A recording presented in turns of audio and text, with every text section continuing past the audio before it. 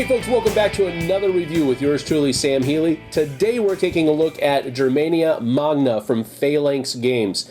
Now this is a card game where each of the players takes on the role of a chieftain of one of the Germanic tribes that are fighting against the invading Roman legions. And so you're trying to gain the most glory from the battles, and of course you're trying to defeat the Romans coming in, getting the most glory, and at the end of the game, whoever has the most glory points is the winner. So let's get down to the table and I'll show you how it works.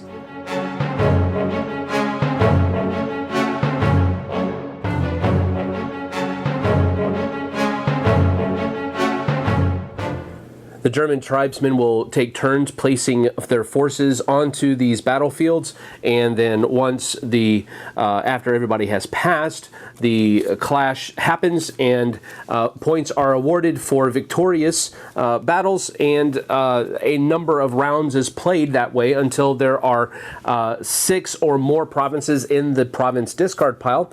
Then the game ends immediately, and whoever has the most points scored on their glory tracks is the winner of the game. So in the preparation phase, the first thing that happens is that each player will draw a chieftain card. Now, chieftain cards are interesting because this actually does a couple of different things. It first of all gives you a special ability that only you are going to be able to use during the course of that turn, and it also gives you a initiative order. The other thing that happens is that any additional province cards will be placed out in the preparation phase, and any Roman cards that are added to the province are also done in that phase as well. After the preparation phase, we go to the supply phase, where in initiative order, again following the numbers that are on the cards of the chieftains right here, in initiative order, the chieftains are going to be able to choose to do one of the following things: either take 4 money, or 2 tribal cards, or 2 money and 1 tribal card. One of those 2 things they can do, or one of those 3 things, I guess you could say, they can do. And then after that's done, the deployment phase happens, where in initiative order, we're able to play tribal cards from our hands onto the battlefields. Now, there are basically 4 different types of tribal cards. There are tactic cards, which can be played at any time, either on your turn or somebody else's turn, doesn't matter. This is the number of loot that you must pay in order to play this card. There are also strategy cards. For example, target player loses 3 honor. It takes 1 loot to play this card. There are also attachment cards, which are, as the name denotes, attached to units that are in the player's horde on the battlefield. And it gives a special ability to that person's horde in that battle. Then there are also 5 different kinds of units. There are also war machines, but your basic units are light infantry, heavy infantry, light cavalry, and heavy cavalry. And the anatomy of a tribal unit card is, this is the number of military power that is added to that player's horde for that battle. This is the amount of loot that has to be played in order to deploy this person into their horde, and N means that it's 0. Otherwise, it's going to have something like a 2, or possibly even higher or lower, doesn't matter, could be a 1. There is a white die and a red die. At the end of every clash, attrition happens, basically. Have to see if this unit survives the battle or not. In a winning battle, you have to roll a 4+ in order for this warband to survive. In a losing battle, you have to roll a 6. Definitely not a whole lot of unit cards at all, and these are all cheap cards except for that one right there.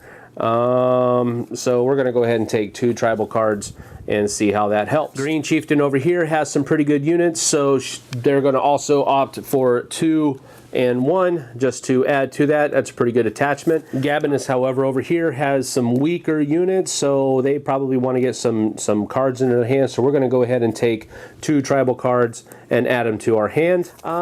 We start with 5, so I think I'm pretty good as far as that's concerned, but you can never have too much loot, so we're going to go with 2 loot and 1 tribal card to see how that goes. So then the deployment phase begins, and this is where we take and play cards from our hands. We're just going to start with the easy in and pay no money, and put that into the battle. It is a light infantry card worth 2 military power, so we need just 14 more in order to victoriously conquer this province. Now, one of the things that we need to realize here is that this Roman card here represents military strength that is already present in this province. So it can have a number of different things here. For example, this is a 6, and so this is going to add 6 military power to this number here if this card is down here.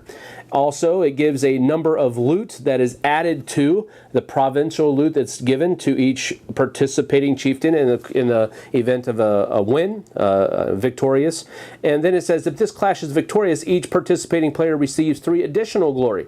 So again, there is a number of different things that are going on here. For example, here, bribery adds 2 military power and 1 loot to the rewards, but each player immediately sacrifices 1 tribal unit participating in this clash because of Roman payoffs or what have you. So there's a number of different cards here. So this isn't perfect information. It just gives you a level to shoot for, realizing that this card is going to add more power to it. So after everyone has passed, the deployment phase ends and the clash phase begins. The first thing that we do in the clash phase is we flip over the Roman card. Right, so the Roman card is light infantry, which is going to have its reduced by 1. So this is only a 1, so that's 16 that we have to get greater than. If we get equal to or less than it, we have not been victorious. We've been defeated. So we also are going to have 1 loot added to the 3 that is here. So each person's going to get at least 4 loot from this battle, provided it's victorious. And so now we add up our own military strength. So we have 5 over here, 3, that's 8, 5, but it is a heavy cavalry, so it's reduced by 1, only 4. So that's 5, 8, 12. And then we have a heavy cav here, so that's 6. So we have 18 to the 16 that is out there. We have won the battle. So the first thing that we do is we distribute the loot, and we also have to take into account any chieftain abilities that might actually be firing right now. So we look over here, and his special ability says, in a victorious clash, which this is, you receive twice the amount of the base due before other bonuses are added. So we have a 3 base, so that means he's going to get 6 plus the 1. So he got 7 loot from that victory. Not too shabby. Then everybody else gets theirs normally. So we have 5 put over here, 1 go back, same thing over here, and same thing right here. Where's another 5? Come on, there it is.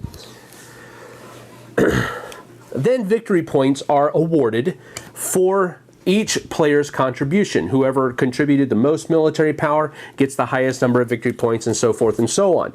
So we look at, first of all, the military strength of the base military strength of the province, and we go to this chart right here, and 15, and we come down, 4 players were involved, so the person who contributed the most is going to get 7 points, second most 4, 3, and then 1 respectively.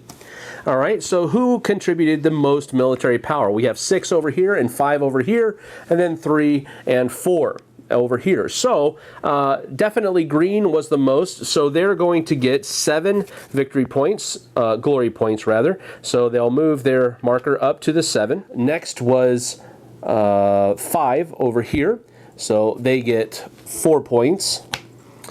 And then 4 over here gets 3 points. And yellow over there gets 1 point for defeating this province. Then we need to look at other things that might be in there. In a victorious clash, you draw 2 cards from your tribal deck. So green would be able to draw 2 more cards, add it to their deck. Over here, this is something that actually is used during the round, so it doesn't take effect right now. And this person's special ability says you receive 1 for each of your units destroyed in the clash. So now we go into the survivability, or the, what I call the attrition phase, sub-phase. And what we have to do is roll dice for each of our units. Now, green has this card out here, an attachment that says that your units automatically succeed their survival checks after the clash. So these guys automatically come back, no problems whatsoever. But blue player over here has to roll. It was victorious, so he just has to roll a 2 or higher. He rolled a 3, no problems. Over here, same thing, 3 or higher. Oops. So that is a discard. He's gone. And then these 2 units over here for red, we have to roll, let's see, the first one will be the top warrior, and he rolled a 2, which means he's toasted. And these guys here need to roll a 4 or higher, and they got it. So that goes back into red's deck. No worries. All right, so he did not lose any units in his battle, so he doesn't get any extra victory points. And then this province card is done away with. As this one is shuffled back into the Roman card deck. We go through another setup phase where we set out new province cards. If there are no province cards out there, we actually draw 2. And now there are 2 different provinces that we can go into. The chieftains are taken back into the chieftain card deck and shuffled, and then more are dealt out for each person, and a new preparation phase begins, a new round begins, and we continue playing this way until there are 6 province cards in the discard pile that has been started now that one has been defeated. Once we get to that phase, whoever has the most points wins. So folks, that is Germania Magna from Phalanx Games. It's a neat card game that has a pretty heavy take that element to it, because there's a lot of cards that you can steal loot, you can steal points from players, you can just make them lose stuff, you're not even taking it from them, that type of stuff. There is also a lot of, you can take and move everybody's units, one person's units from one province to another province, which is really, really heavy-handed, because not only are you taking them out of this fight, you're putting them into a fight that they're probably not going to win anyway. So that's one thing to take into account. Basically, what this felt like was a historical version of Smash Up with fewer player power possibilities. So if you like Smash Up, you might like this. But more often than not, I would imagine that if you do like Smash Up, you probably like Smash Up because of all of the different player power combinations you can get out of it. Here, you're limited to the chieftain cards as far as player powers are concerned, and you can't mash any of them together. So it plays almost exactly like Smash Up, though, because you have a total number of power that you're trying to exceed in order to defeat that province or base. And people are awarded points based upon how much they contributed to that battle, whatever it might be. So again, there's a whole lot of similarities between Smash Up. If you really like Smash Up, I don't see a reason why you would need to get this unless you're also a history buff and you don't have any games that cover this period of history. That's also a possibility. I think there are a few things in the game that really throw the balance off. I think they were meant as catch-up mechanics where the person in last place has the possibility to jump up into the mix again. But I think they're a little too heavy-handed because there are cards where you can swap the number of points that 2 chieftains are getting from a winned battle or a victorious battle. So that could be a swing of a lot of points. There's that. There's also cards where if you have there's a province in there where if you are the least, if you're in the last place as far as overall points are concerned, you can just choose to take 6 points as long as you're part of that battle. Now, that's pretty heavy because it's possible that you're going to do well in that battle, knowing that you're already in last place. So you could be getting the topmost number of points plus those 6 points, which is a lot of points. So I guess you could say there are some questionable balance issues here. Maybe they're just attributed to a catch-up mechanism, but I really have a problem with that. Now, with this game, I liked the artwork in it. I liked a lot of the different abilities that the cards had. They all made thematic sense. They were all kind of very historically accurate, I guess you could say. But at the same time, there were other elements of the game that, as far as the components were concerned, that I wasn't really happy with. First of all, the money, the loot, it all looks the same. The only difference is the Roman numeral that's printed on the card or on the token, and that's really difficult to see if you're not looking at it right up in your face, in your hand or something like that. So you could really mistakenly, if you're not paying attention, grab a 5 instead of a 1, or you could even grab a 10 instead of a 1 if you're not paying attention. And so again, that's just a component issue, almost a nitpicky type thing, but it's really big for me because I like having different sizes of currency when they represent different amounts of currency.